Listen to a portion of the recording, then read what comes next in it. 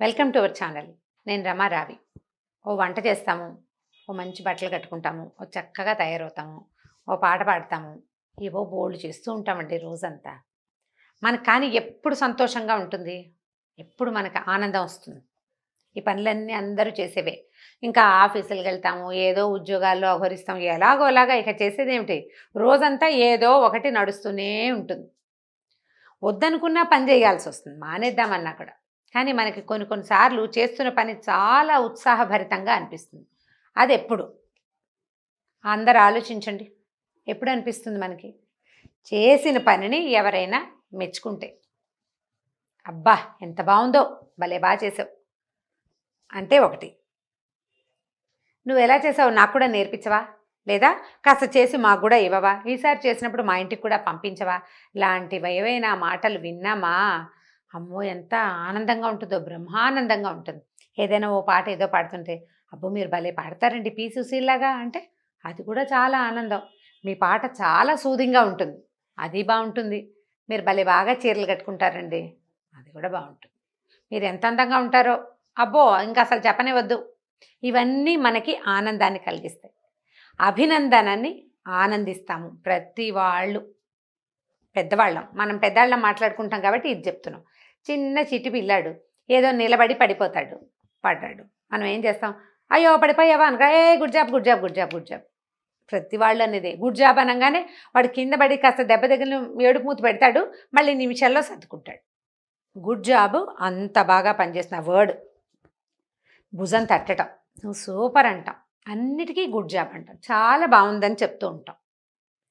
అభినందన తీసుకోవటం, అభినందించటం రెండు అత్యంత ఆవశ్యకం. ఒక్కొక్కళ్ళు ఉంటారు, ఇక నువ్వు పాట పాడు, డ్యాన్స్ చెయ్యి, చచ్చేలా పని చెయ్యి, బాగా అందంగా తయారవ్వు, నువ్వు చాలా బ్యూటిఫుల్గా ఉండు, నువ్వు నీ పని సంగతి పనితనమే తప్పిస్తే ఇక రెండోది లేకపో, ఏమీ మాట్లాడరు. చాలా బాగుందని అనరు. వాళ్ళతో జీవితం భలే కష్టమండి. ఇప్పుడు ఏం చేయాలి వాళ్ళని? వాళ్ళు మన కంపానియన్స్, వాళ్ళు మనతోటే ఉంటారు, వాళ్ళకి అభినందించటం రాదు. మనం ఏం చేస్తాం అప్పుడు? అభినందించే వాళ్ళ కోసం వెతుకుతాం.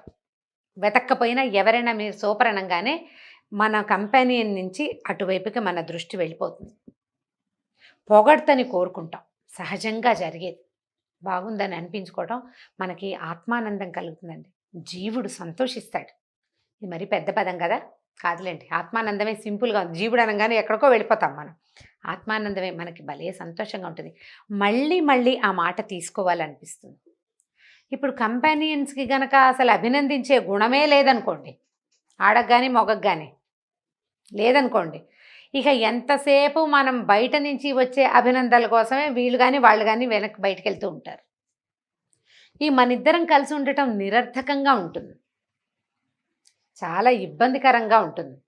వాళ్ళు ఎంతో బాగా మెచ్చుకుంటారు, నువ్వు మెచ్చుకోవేమి అని పోట్లాడాల్సి వస్తూ ఉంటుంది. కష్టం కదా, అనవసరంగా ఈ గొడవలు ఎందుకు, మనం వీటిలోకి ఎందుకు దిగాలి? మనం అభినందించటం నేర్చుకుందాం, నేర్పిద్దాం, రెండూ చేద్దాం. బాగుందని చెప్పేదాకా వదిలిపెట్టద్దు. ఇది భలే కష్టం. నాకు కూడా స్వీయ అనుభవం చాలా ఉంది ఇందులో. ఒక్కొక్కళ్ళు ఉంటారు ఇందులో, ఇంకో ప్లస్ పాయింట్ ఉందండి. ప్లస్ కాదు, ఇంకొక ప్లస్ థింగ్ అనమాట, పాయింట్ కాదు ఇది. రోజు శుభ్రంగా తినేస్తారు, చారులో ఉప్పు తక్కువగానే, ఉప్పు తక్కువైంది నీకు చారు పెట్టడం రాదా, ఎన్నేళ్ళైనా నేర్చుకోవా అంటారు. లేకపోతే రోజు ఇల్లు శుభ్రంగా చక్కగా పెడతాము, ఏనాడు మెచ్చుకోరు, ఇల్లు అందంగా అలంకరిస్తాము, ఎప్పుడు మాట్లాడరు, ఏదో గాజు గ్లాసు పగలటమో, ఏదో వస్తువు పడి హాల్లో ఏదైనా చీదరగా ఉండటం వస్తే, ఏంటి ఇలా పెట్టావు అంటారు. నిన్న మెచ్చుకోలేదు ఇవాళ తిడతావేమిటి అని మనకు కోపం వస్తుంది. నిన్న మెచ్చుకోని వాడివి ఇవాళ ఎందుకు తిట్టాలి? ఏవో కొనుక్కొస్తారు పాపం మగవాళ్ళు, ఆడవాళ్ళకి నచ్చదు, ఇంట్లో ఉండేవాళ్ళకి నచ్చదు, నా ఛాయిస్ ఇది కాదనిపిస్తుంది, చాలా బాగుంది, ఇందులో ఈ పువ్వు కాకుండా ఇంకో పువ్వు అయితే బాగుండేది, అలా చెప్పడానికి ప్రయత్నం చేస్తే కొంచెం బెటర్గా ఉంటుంది. నాకు నచ్చలేదు అంటే ఏముందండి, రెండోసారి వాళ్ళకి తేవాలనిపించదు. పైగా తాము తెచ్చిన దాన్ని మెచ్చుకునే వాళ్ళు ఎవరైనా ఉన్నారని వాళ్ళు వెతకడం మొదలు పెడితే కొత్త కష్టాలు వస్తాయి. ఇది ఇబ్బంది కదా. అయితేనండి దీంట్లో ఒక మాట చెప్తాను. ఈ మధ్య నేను ఒక స్టూడియోలో ఏదో పని షూట్ చేశారు, మళ్ళీ వన్ మోర్ టైం అంటుంటారు వాళ్ళు. ఈ వన్ మోర్ టైంకి బాలేదు మళ్ళీ చేయండి అమ్మా అనరు.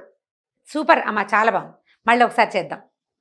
ముందు సూపర్ అన్నావు కదా అని మనం వాదనకి దిక్కకూడదు. అది బాగుంది, ఇంకా బాగా చేయమంటున్నారనమాట. అస్సలు డిస్కరేజ్ చేయరండి. మనుషుల దగ్గర నుంచి పని తీసుకోవాలి మనం. మనుషుల దగ్గర నుంచి అవుట్పుట్ మనకి కావాలి అవతల వాళ్ళ దగ్గర నుంచి. అలాంటప్పుడు మెచ్చుకోవాలి. చాలా బాగుంది, గుడ్ జాబ్, సూపర్ మేడం, మళ్ళీ ఒకసారి చేయండి, ఇంకొకసారి, ఇంకొక 2-3 టైమ్స్ ట్రై చేద్దాం, బెస్ట్ ఆఫ్ 3 తీద్దాం మేడం, 3 చాలా బాగున్నాయి, వీటిలలో ఏది తీయాలో మాకు అర్థం కావట్లేదు. నిస్సందేహంగా వాళ్ళు మొదటి 2 తీసేస్తారు, మూడోదే ఉంచుతారు, కానీ చెప్పడం మాత్రం ఇదే చెప్తారు. దానివల్ల హర్టింగ్ ఉండదు, మనం బాధపడం. బాగా చేయలేదు, నీ మొహంలా ఉంది, ఏమీ బాగోలేదు అని అనగానే వెంటనే ఏమవుతుంది, మన ఆత్మానందం, ఆనందించే ఆత్మ ఉంటుంది చూసారా, మనకి సంతోషం కలిగించే లోపల స్రవించే రకరకాల హార్మోన్స్ అవి డీలా పడిపోతాయి. మళ్ళీ నార్మల్ అవ్వడానికి టైం తీసుకుంటుంది. తర్వాత మన అవుట్పుట్ ఏమీ బాగుండదు. ఇది నాకు స్వానుభవం కూడా, నేను చెప్తున్నాను కదా. జనరల్గా అభినందించటము ఒక కళ.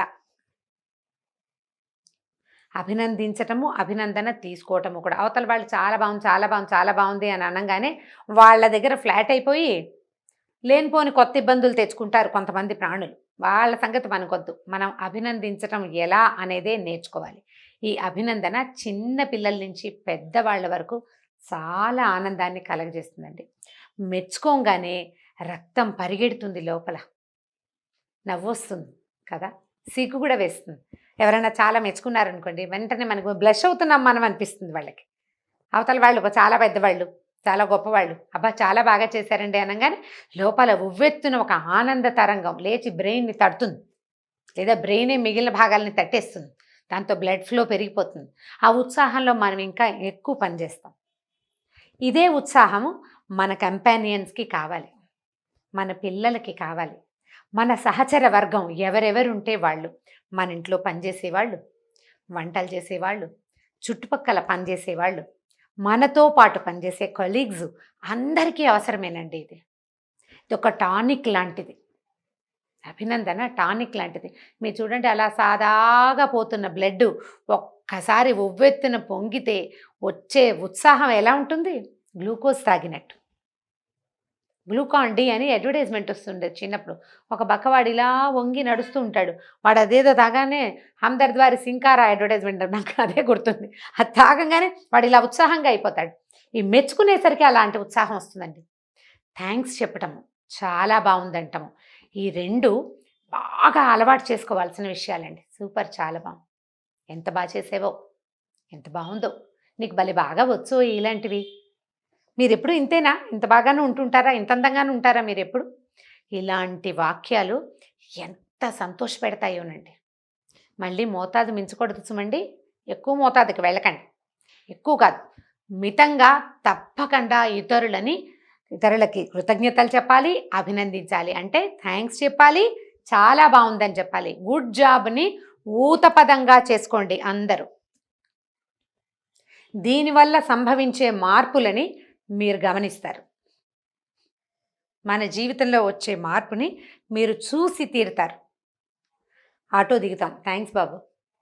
షాపింగ్ చేస్తాం, థ్యాంక్స్ బాబు, థ్యాంక్స్ నాన్న, చాలా బాగుంది, బాగా చేసి, చక్కగా నువ్వు దగ్గరుండి అన్నీ చూపించావు, ఇంతకు లెంగ్దీగా అక్కర్లా, ఒక థ్యాంక్స్. గంట సేపు మనతో షాపింగ్ చూపించి చీరలు అలసిపోయిన వాడికి థ్యాంక్స్ నాయనా, చక్కగా చూపించావు బోల్సేపు ఓపిక్గా అంటే ఇక మర్చిపోతాడు. ఇప్పుడు బుర్ర తినేసి థ్యాంక్స్ చెప్తోంది అని అనిపించదు.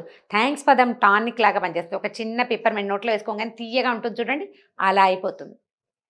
కాబట్టి అభినందించడం నేర్చుకోండి, ఆడవాళ్ళు మగవాళ్ళు కూడా. మన కంపానియన్స్ని, మన పిల్లల్ని, మన ఇంట్లో ఉన్న పెద్దవాళ్ళని, మన ఇంట్లో పనిచేసే వాళ్ళని, మనకి ఇతరత్ర రోడ్డు మీదకి వెళ్ళినప్పుడు మనకి సహాయకారిగా ఉండే ఆటో వాళ్ళ దగ్గర నుంచి షాప్లో సేల్స్ గర్ల్ వరకు ప్రతి వాళ్ళని అభినందించండి, ప్రతి వాళ్ళకి కృతజ్ఞతలు చెప్పండి.